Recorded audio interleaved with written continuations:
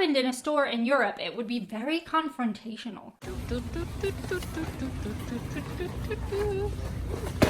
Do people take them who don't need them? So today I'm going to take you on a little tour around Walmart as I experience it as an Irish person in the United States of the America. Walmart, I think you know you're something special. You're different.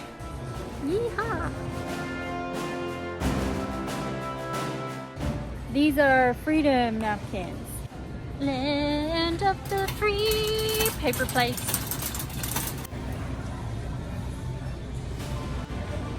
I'm actually super digging these earrings and I'm gonna get them. The first time I went to Walmart, it was absolutely overwhelming. But today I'm going in with a fresh mind. I was actually pretty excited to go back to Walmart. I felt like I had a hankering for it during the years. Just get yourself comfy there. Yeah, that's a good spot. Okay. Today's video is brought to you by channel members and patrons. It's a fun little gang to be in if you want extra stuff and things. Join us here. Or here, or here. I don't know where she puts the graphics. Okay, so the first thing that is surprising when I go to Walmart is people ask to see your receipt. People who work there. It would be very strange if it was people who didn't work there. But if this happened in a store in Europe, it would be very confrontational. Like, they would have to suspect that you had robbed something, whereas I'm led to understand that it's kind of standard practice in Walmart. Like, they just spot check people. Do you have your receipt for your items? The next surprising thing is the free shopping trolleys. Now, a lot of people seem to be confused if you've never visited an Aldi or a Lidl. They're very similar to the European system we have where you put the coin in the trolley and then at the end of your trolleyingness... Daddy's speaking English. Oh, sorry, cart. That's what Americans say. At the end of your shopping, you return the cart and you get your coin back. I think a lot of Americans are familiar with that now because you have Aldi and Lidl, or you have one of those, not the other, right? But what surprised me as well was the fact that you have cup holders in your shopping carts. That's handy. Number 3, there are way more people on the floor doing stuff, customer service things. Any country I've been in Europe, usually it's kind of hard to find somebody. Like, there will usually be somebody every 2 aisles or so and you can ask them stuff. But literally pretty much every aisle that I was in Walmart had at least 2 or 3 people working. Another thing, this is a big one that surprised me, is that you have other products and companies working out of the store. It's like a department store, but Walmart doesn't classify itself as a department store. So you might have Apple or telephone companies. Oh my gosh, those people really, they do a hard sell. I was standing there minding my own business and this guy came up to me and was like, ma'am, your shoe is untied. And I was like, oh, and he's like, it's not actually. I just wanted to ask you about your phone plan. And I was like, that's sneaky. But like, I'm not American, so his efforts were futile. I looked this up and apparently it's called store in store. It allows external brands or companies to rent or lease a space within the Walmart store to sell their products directly to customers. But like, you guys have opticians and hairdressers, you even do medical services. Oh, and then you have as seen on TV stuff, which is wild because you have actual people demonstrating stuff just like they're on TV, but then they have the TV behind them. That was kind of fun to watch. I stared a little bit too much the first time I saw that. Oh, another weird thing that you have, and I love weird, is really long conveyor belts. Like, they are so long, which makes a lot of sense because I feel like American people buy more stuff. We do the big shop, you guys stock up. But there are more people and more stuff, so longer conveyor belts are needed. Makes sense. But the first time I saw one, I was like, oh, that's very long. Oh, and then there's your massive seasonal sections, like not just like a little in most stores in Europe, if we've like Halloween coming up or Christmas, they'll have like a little section, Valentine's Day, like a little section. You guys have whole entire aisles dedicated to seasonal stuff. We get that like in our version of Dollar Tree, like deals, or China Home, but not in our supermarket so much. We generally just have a small section. So, you know, again, it's choice, but it's like seasonal. The next one is kind of funny, and I had to actually Google it to confirm it wasn't just a demographic thing. People with disabilities working in Walmart. Now, obviously, people with disabilities have jobs throughout Europe. But I noticed in Walmart in particular, there were a lot of people with disabilities, people in wheelchairs, people with canes. I would assume they were blind. You never know. Especially as greeters. And I Googled what the reason for this was.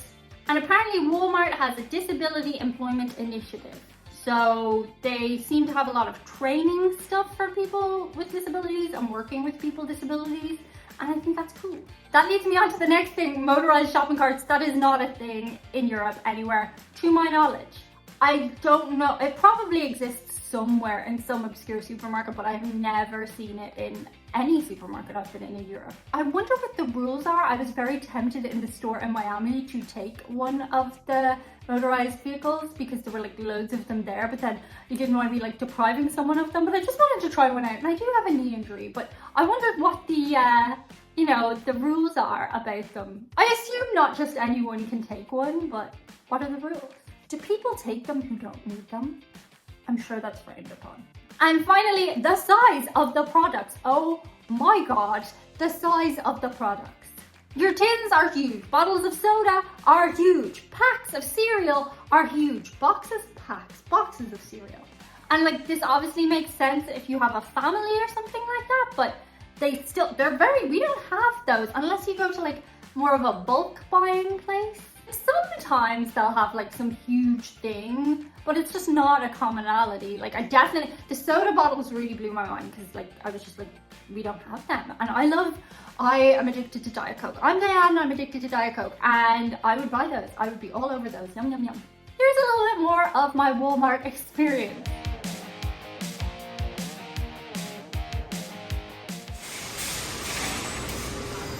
I gotta get me a grill. This is a section I'm not gonna need. Aww, that's nice. There's a lot of fresh fruit and vegetables. People are always saying it's hard to get them cost efficient, but looks decent. Everybody else's trolley is really quiet. I always pick the noisy trolley. Like, what is that?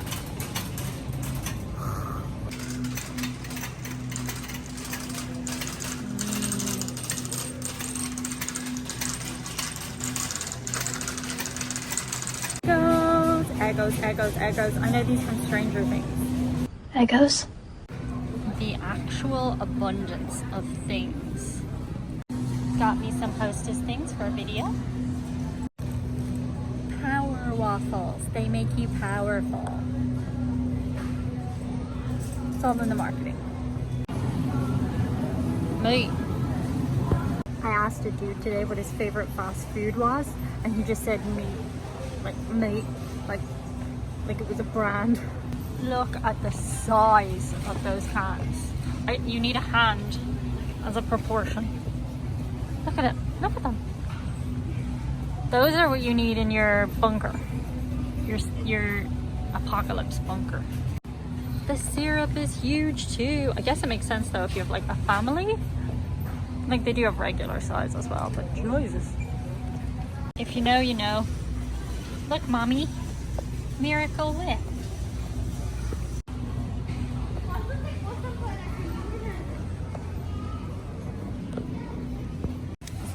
Is that the Pillsbury Doughboy? I think it is.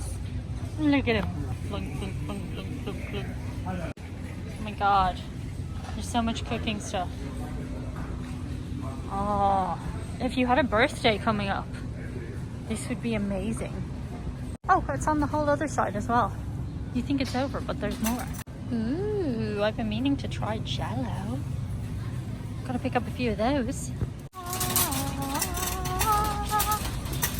Cereal. So much choice. I will never get over how much choice you guys have in cereal. You don't know how lucky you are. Freaking love cereal. Oh, Lucky Charms. I need those.